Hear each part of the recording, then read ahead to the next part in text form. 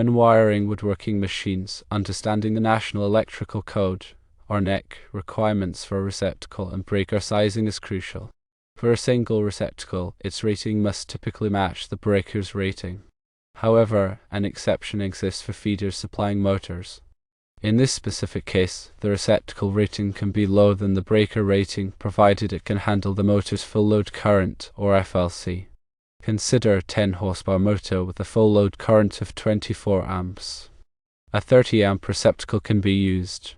The conductor should be sized to at least 125% of the full load current. Let's calculate this.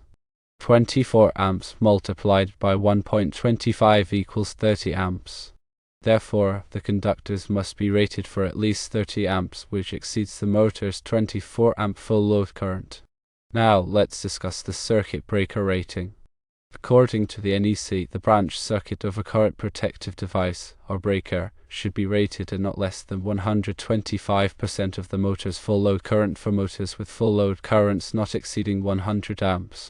In the case of a 24 amp full load current, the minimum breaker rating would be 24 amps multiplied by 1.25, which equals 30 amps.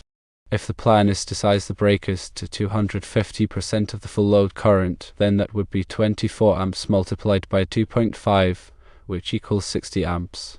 While a manufacturer might recommend a 30 amp circuit, adherence to the code requirement to use a 60 amp breaker is paramount. This will ensure that the circuit is adequately protected against overloads or short circuits. Therefore, for a 10 horsepower saw with a full load current of 24 amps, the minimum receptacle rating should be 30 amps, the branch circuit conductor rating should be a minimum of 30 amps, and the branch circuit breaker rating should be 60 amps. Remember to always consult the relevant NEC tables and articles for specific details and to ensure compliance with local electrical codes. Let's go into more detail of sizing the conductors, the overcurrent protection, and the motor disconnecting means one at a time. Firstly, let's talk about sizing the conductors. The general rule for sizing motor circuit conductors is found in NEC section 430.22.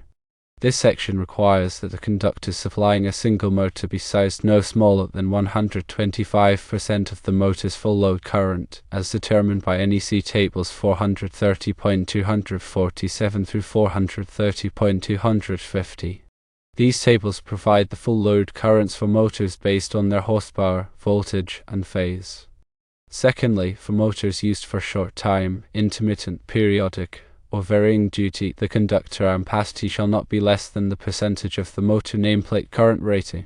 See table 430.22e of the NEC. Remember to look at the notes on table 430.22e. Now, let's do some calculations. For example, a 10 horsepower, 480 volt, 3-phase motor has a full load current of 14 amps according to table 430.250. The conductors supplying this motor must have an ampacity of at least 17.5 amps, which is 14 amps multiplied by 1.25. The next standard conductor size that can handle at least 17.5 amps is 14 American wire gauge, also known as AWG copper, which has an ampacity of 20 amps when using a 60°C termination rating. Note that larger conductors may be required to address voltage drop. If the conductors are installed in a raceway, the NEC specifies the maximum number of conductors permitted in a raceway based on the conductor size and type. The NEC also provides tables for adjusting the ampacity of conductors when multiple current carrying conductors are installed in the same raceway or cable. For example, if 3 current carrying conductors are installed in a raceway, the ampacity of each conductor must be reduced to 80% of its normal ampacity. This adjustment is necessary to prevent overheating of the conductors. The NEC also requires that the conductors be protected from physical damage. This can be achieved by installing the conductors in a raceway or by using a cable with a protective jacket. The raceway or cable must be properly supported and secured to prevent strain on the conductors. The NEC also specifies the minimum size of the equipment grounding conductor for motor circuits. The size of the equipment grounding conductor is based on the size of the overcurrent protective device protecting the circuit. The equipment grounding conductor must be connected to the motor frame and to the grounding electrode system. Now let's talk about the overcurrent protection. The overcurrent protection for motor circuits is typically provided by a circuit breaker or fuses. The purpose of the overcurrent protection is to protect the conductors in the motor from overloads and short circuits. The NEC specifies the maximum size of the overcurrent protective device for motor circuits in section 430.52. The maximum size of the overcurrent protective device depends on the type of motor, the full load current of the motor, and the type of overcurrent protective device. For example, for a motor with a full load current of 24 amps, the maximum size of the inverse times circuit breaker is 250% of the full load current, which is 60 amps. However, if the overcurrent protection is provided by fuses, the maximum size of the fuses is 175% of the full load current, which is 42 amps. The NEC also allows the use of overload relays to provide overload protection for motors. Overload relays are designed to trip when the motor draws excessive current for an extended period of time. The overload relay must be sized to protect the motor from damage due to overloads, but it must not trip unnecessarily during normal motor starting and running conditions. The NEC also requires that the overcurrent protective device be readily accessible. This means that the overcurrent protective device must be located in a place where it can be easily reached for inspection, testing, and maintenance. The overcurrent protective device must also be marked to indicate its interrupting rating. The interrupting rating is the maximum fault current that the overcurrent protective device can safely interrupt. The interrupting rating of the overcurrent protective device must be greater than the available fault current at the point of installation. Thirdly, let's cover the motor disconnecting means. The NEC requires that a disconnecting means be provided for each motor. The disconnecting means is a switch or circuit breaker that can be used to disconnect the motor from the power supply.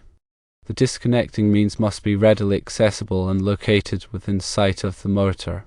The disconnecting means must be rated to interrupt the motor's locked rotor current. The locked rotor current is the current that the motor draws when it is first started. The locked rotor current is typically much higher than the motor's full load current. The NEC provides tables for determining the locked rotor current of motors based on their horsepower, voltage, and phase.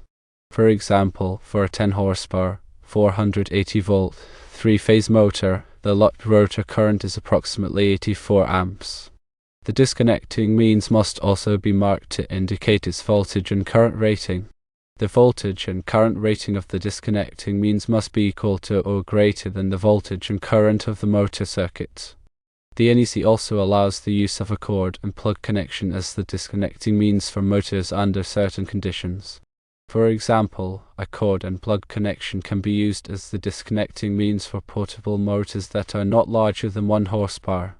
The cord and plug connection must be rated for the voltage and current of the motor circuit.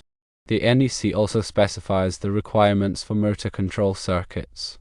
Motor control circuits are the circuits that are used to start, stop, and control motors. Motor control circuits must be protected from overcurrent and short circuits. The overcurrent protection for motor control circuits is typically provided by a circuit breaker or fuses. The NEC also specifies the requirements for the wiring of motor control circuits. The wiring of motor control circuits must be in accordance with the requirements of Chapter 3 of the NEC. The NEC also provides information on motor control centers. Motor control centers are assemblies of motor control equipment that are used to control multiple motors. Motor control centers must be installed in accordance with the requirements of Article 430 of the NEC. Always consult the latest edition of the NEC and local electrical codes for the most up-to-date requirements for motor installation.